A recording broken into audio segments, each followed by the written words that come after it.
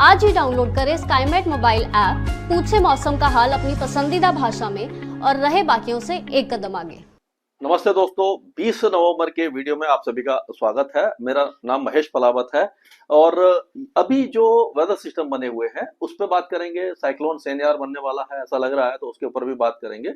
और जो weather system है आप देखिए, एक है ये south east Bay of Bengal में साइक्लोनिक सर्कुलेशन है जो लो प्रेशर एरिया बन जाएगा। एक cyclonic circulation south west Bay of Bengal में 5.8 किलोमीटर तक, एक लक्षद्वीप और मालदीव के आसपास लो प्रेशर एरिया बना हुआ है और हवाओं में जो डायरेक्शन है वो थोड़ा सा चेंज हुआ है। इसके बारे में बात करेंगे। पहले देखते हैं जो इस समय जो साइक्लोन बन रहा है उसका क्या असर दिखाई देगा। तो ये ECMWF का मॉडल है। इसमें आप 24 तारीख की दोपहर को देखिए, ये ऑलमोस्ट डिप्रेशन बन चुका है यहाँ पर और ये धीरे धीरे आगे आएगा। तो इसका मूवमेंट देखते हैं कि मूवमेंट किस तरह का होने वाला है।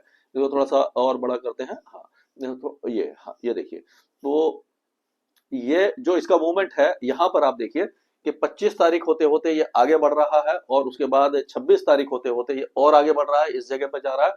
और अगर इसको देखेंगे तो ये जो है पूरा बिल्कुल तमिलनाडु के आसपास पहुंच रहा है ये 26 तारीख की शाम तक। अब अगर 27 तारीख की बात करें इसको, तो आप देखिए कि 27 तारीख के और मतलब कि 28 तारीख के आसपास ये ऑलमोस्ट ये चेन्नई के और ऊपर की तरफ जा रहा है।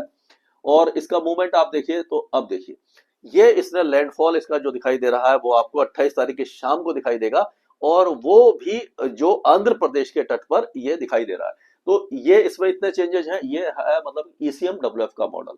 अब इसी को 24 तारीख से अगर हम GFS का मॉडल देखते हैं, तो GFS के मॉडल में देखिए ये 24 तारीख को डिप्रेशन बन रहा है और उसके बाद ये 25 तारीख की अगर बात करते हैं तो आप देखिए ये और आगे आ गया और 26 तारीख को ये काफी एक तरह से मूवमेंट इसका ऊपर की तरफ चला गया, यानी कि रिकर्व कर रहा है। वो सीधा जा रहा था, यहाँ पर रिकर्व किया और ये इस तरह से आगे जा रहा है। और 27 तारीख को ये उड़ीसा के आसपास पहुंच रहा है और 28 तारीख को ये आप 28 तारीख की शाम को उसने लैंडफॉल किया था और ये 29 तारीख की सुबह के आसपास से विशाखापट्टनम के थोड़ा सा नॉर्थ में ये लैंडफॉल कर रहा है, यानी कि साउथ उड़ीसा और उसके आसपास। तो ये दोनों मॉडल में जो डिफरेंस है उस पर अभी हम नजर बनाए रखेंगे। अभी क्योंकि लो प्रेशर एरिया भी नहीं बना है तो उसमें समय लगेगा कि क्या वेदर एक्टिविटी होने वाली है। अब आप देखिए कि इससे पहले जो मैंने चार्ट बनाया था उसमें आपने देखा था कि हवाएं जो है वो उत्तरी और उत्तर पूर्वी थी, ये पूरा आपका मध्य प्रदेश और महाराष्ट्र तक। अब हवाओं की जो दिशा है वो आप देखिए इस तरह से बदल रही है, यानी कि ये पूर्वी हवाएं जो है वो देखिए मध्य प्रदेश, महाराष्ट्र और ये गुजरात तक और यहाँ पर राजस्थान तक आ रही है। तो अब क्या होगा कि जो ईस्ट इंडिया है, यानी कि झारखंड और बिहार, उड़ीसा, पश्चिम बंगाल, यहाँ पर अगले 24 घंटों के दौरान जो मिनिमम टेम्परेचर थोड़े से बढ़ेंगे। उसके बाद जो टेम्परेचर है वो आपका ये अगले 3-4 दिनों तक 2 या 3 दिन तक मान के चलिए कि मध्य प्रदेश, छत्तीसगढ़, महाराष्ट्र, तेलंगाना, राजस्थान और गुजरात में भी बढ़ने वाले हैं। तो कुल मिलाकर के जो सर्दी का जो एहसास हो रहा था, टेम्परेचर गिर रहे, वो थोड़े से बढ़ने लग जाएंगे क्योंकि हवाओं की दिशा में परिवर्तन हुआ है।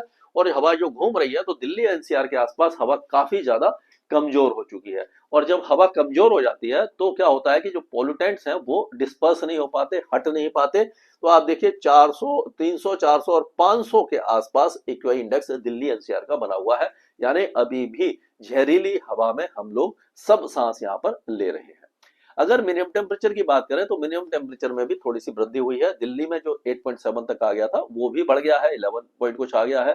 और यहाँ पे देखिए सिंगल डिजिट में टेम्परेचर कम आ गए हैं। चूरू में 9 है, हिसार में 8.4 है, लुधियाना में 9.4 है, ऊना में शिमला में 8.6 है।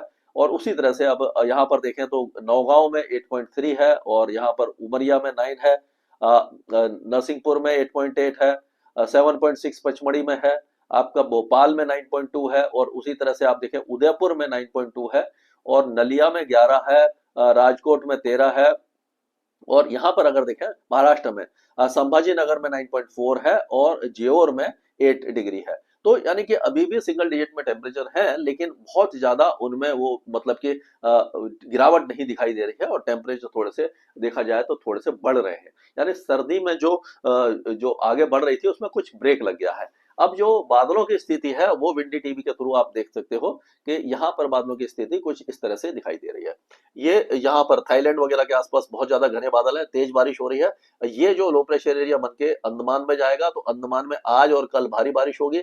तमिलनाडु के कुछ इलाकों में बारिश की संभावना है। धीरे धीरे ये वेदर सिस्टम आगे आएगा तो बारिश की गतिविधियां बढ़ने वाली हैं। तो अब अगर आज का मौसम देखें तो आज हमें लग रहा है कि जो ये आपका कोस्टल आंध्र प्रदेश में और कोस्टल तमिलनाडु में हल्की बारिश रहेगी और मतलब पूरा कोस्ट ऑफ तमिलनाडु में रहेगी। लक्षद्वीप में बारिश होती हुई आगे चली जाएगी, श्रीलंका में बारिश होगी, अंडमान में होगी, बाकी इलाके सूखे रहने वाले हैं। कोई भी मौसमी गतिविधि आपको दिखाई नहीं देने वाली है। उत्तरी हवाएं अभी जो है वो कम हो गई हैं, कमजोर हो गई हैं। तो उत्तर भारत और मध्य भारत और पूर्वी भारत में अब टेम्परेचर थोड़े से बढ़ने वाले हैं। अगर हम देखें तो ये आप देखोगे 21 तारीख का जो है उसमें आप देखिए कि ये नेल्लोर, तिरुपति, बापटला, ये जो इलाके हैं, चेन्नई, पुडुचेरी, कराईकल, ये पूरा कोस्टल एरियाज में साउथ आंध्र प्रदेश से लेकर तमिलनाडु तक बारिश थोड़ी बढ़ रही है। इंटीरियर तमिलनाडु में, साउथ इंडिया कर्नाटका, बेंगलुरु वगैरह में भी बारिश बढ़ेगी, मैंगलोर वगैरह, और ये लक्षद्वीप के साथ साथ केरल में बारिश होगी। अंडमान निकोबार द्वीप समूह के जो दक्षिणी द्वीप है वहां भारी बारिश होगी। अगर ये 22 तारीख की बात करते हैं तो हम देखिए 22 तारीख को ये लो प्रेशर एरिया ऑलमोस्ट बन गया है। यहाँ पर ये ऑलमोस्ट बन जाएगा लो प्रेशर एरिया।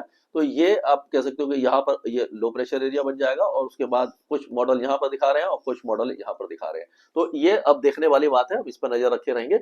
लेकिन ये 22 तारीख में आप देखिए कोस्टल आंध्र प्रदेश में बारिश ज्यादा बढ़ गई है, ऊपर तक आ गई है, श्रीकाकुलम, विजयनगरम तक, और उसी तरह से तेलंगाना में और कर्नाटक के कई इलाकों में बारिश की गतिविधियों में वृद्धि होती हुई दिख रही है। यानी देखा जाए तो ये जो वेदर सिस्टम है ये काफी ज्यादा एग्रेसिव होता जा रहा है और साइक्लोन मोंथा के बाद ये दूसरा साइक्लोन बन सकता है और कई राज्यों में इसका असर होगा। जब ये साइक्लोन बन जाएगा तो उसमें क्या होगा कि कई जगह पर ये भारी बारिश उस समय दे सकता है।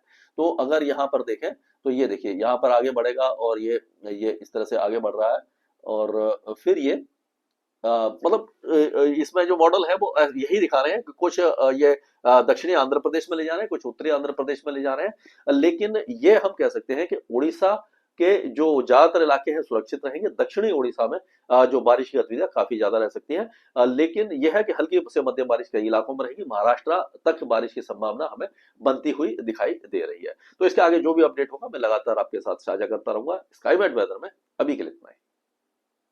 मौसम से जुड़ी सटीक जानकारी और खबरों के लिए हमारे YouTube चैनल को सब्सक्राइब करें और बेल आइकन दबाकर हर खबर पर रखें नजर।